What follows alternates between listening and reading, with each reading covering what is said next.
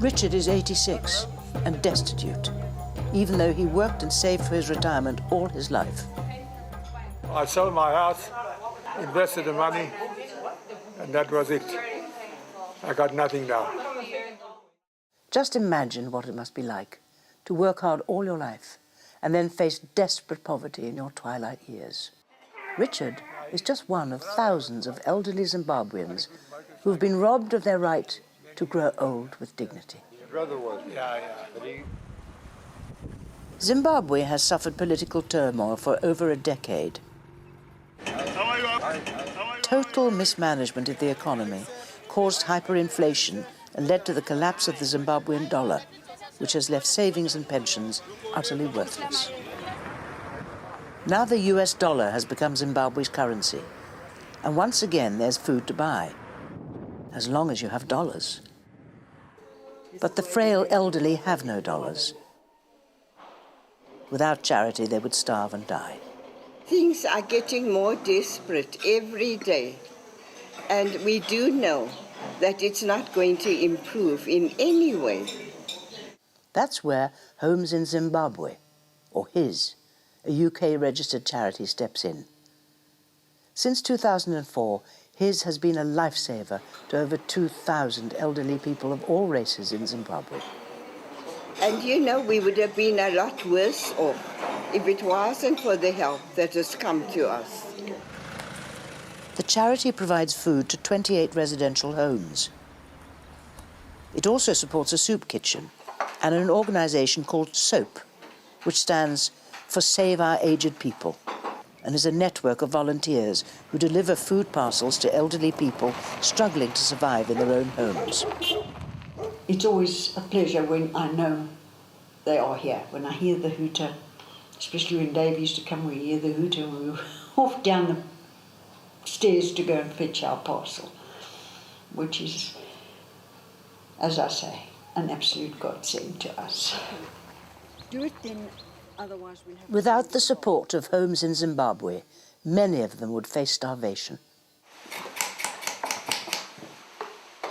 The Verity Am Soup Kitchen in Bulawayo is run by a group of dedicated volunteers who cook meals for up to 85 destitute elderly people.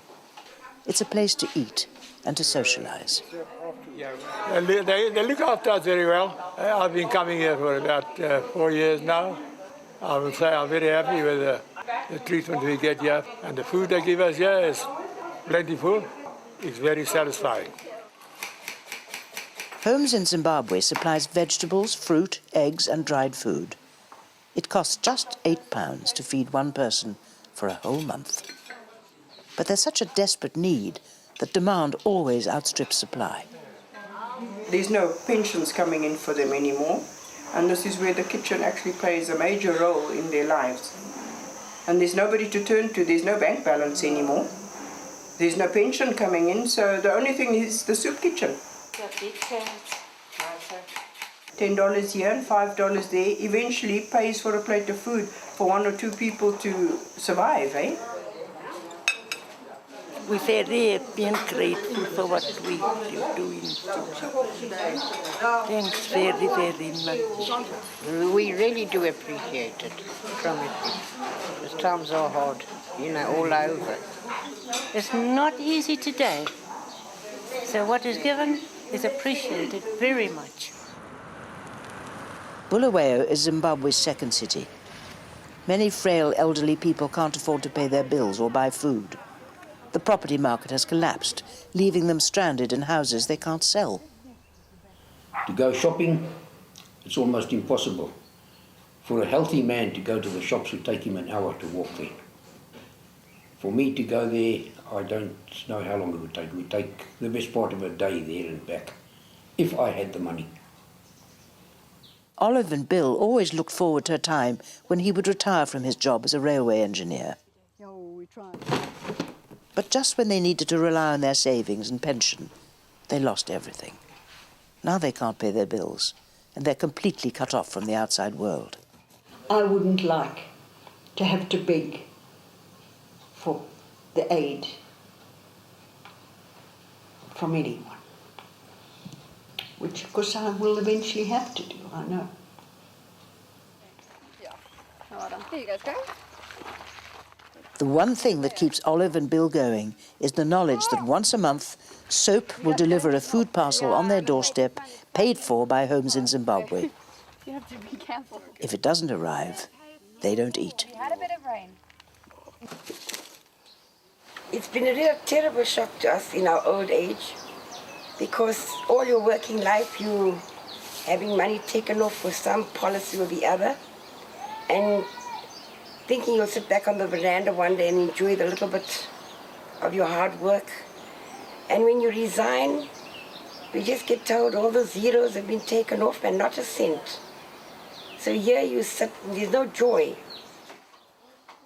We look forward to getting the parcels because there's always something in there that we haven't got, either coffee, extra toilet roll, a candle, a matchstick.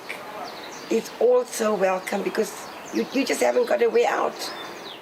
Homes in Zimbabwe spends over £100,000 a year on fresh fruit, vegetables and eggs, and £80,000 a year on dried and tinned foods.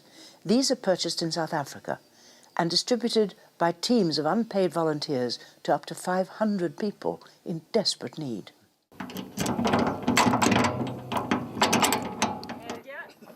In Bulawayo, volunteer Leslie Hunt monitors all the dried goods and organises their purchase and distribution. Yes, that's very good. What we'll do is we'll put in an order. Let's try and get that order off this week. Yes. Okay. And I think with a bit of luck. And then hopefully it'll get across the border before the Christmas bottleneck. Yeah. I mean, I went into the homes and realised that they were actually starving to death. They had no food whatsoever. We decided to start a trust fund where we could bring in food for these people so that they wouldn't be starving anymore. And HIZ came into it and have been a big sponsor of ours, where they donate a lot of the food that we take to the homes. Oh, all right. Old-fashioned music. Yes. Old-fashioned. Most of the people who live in the residential homes have no family.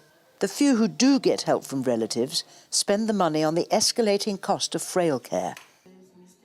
Without Homes in Zimbabwe, the homes could not afford to feed their residents. I don't know what they give me. Anna is almost blind. Until recently, she was also destitute and starving. Before I came here, I didn't even have a blanket to keep me warm. Now I have people who really care about me. It's wonderful. Her luck changed when she came here to Melford Farm Community Trust near Harare. It's home to 21 elderly people who would otherwise have nowhere to live and nothing to eat. Since Homes in Zimbabwe started supplying Melford Farm with fresh vegetables, fruit and eggs, there have been no deaths in the village. If you look at them, they are very healthy, and we really appreciate what Homes in Zimbabwe is doing.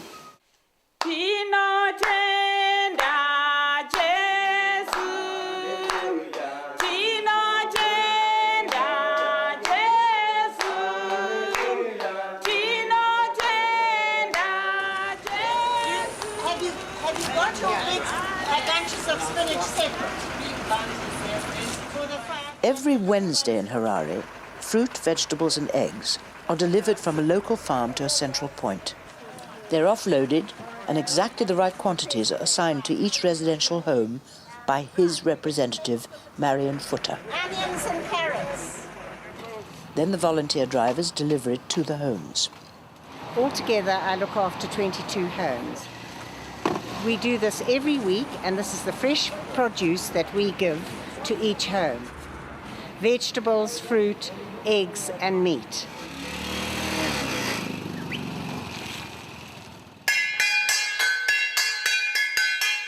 It's lunchtime at Fairway's home in Harare. The food today, like every other day, is on their table, thanks to the generosity of Homes in Zimbabwe's loyal supporters. It is absolutely wonderful that from what we receive in non-perishable goods, in foodstuffs, in the way of foodstuffs, from HIZ. Without them, we just don't know what we would do. They really are angels of mercy for us. So without that outside help from you at HIZ, you know, it's just too awful to even think about. With frequent power cuts that can last for days, boreholes driven by electric pumps are often the only source of water. That's why Homes in Zimbabwe also provides fuel for generators at a number of residential homes. Zimbabwe may not always be headline news, but for the elderly in Zimbabwe, every single day is a crisis. Homes in Zimbabwe is a vital lifeline, but to meet current needs, it must raise a minimum of £27,000 every month. That's why I'm asking for your help right now. Please make a donation and know that every penny goes a very long way. Homes in Zimbabwe spends no money on advertising and meticulously monitors the purchase and distribution of the food to ensure value for money and security. These people have seen their pensions evaporated, their savings disappear, and they are in desperate circumstances. So I applaud all the excellent work that Homes in Zimbabwe has been doing, and I encourage you to give generously. Thank you. Your gift really will go towards saving a life. Wakey, my love. Let's go for a walk. You can give by logging on to hiz.org.uk. Better still, please set up a standing order and help us to ensure that we can continue our vital work. Your support means a lot to us and everything to those we look after. Thank you. I don't think we could have done it on our own here. And may God bless you people tremendously from each and every one at BS Beyond for the contribution you're making, your consideration and your love you have for each one of us. That plate of food means a lot to us.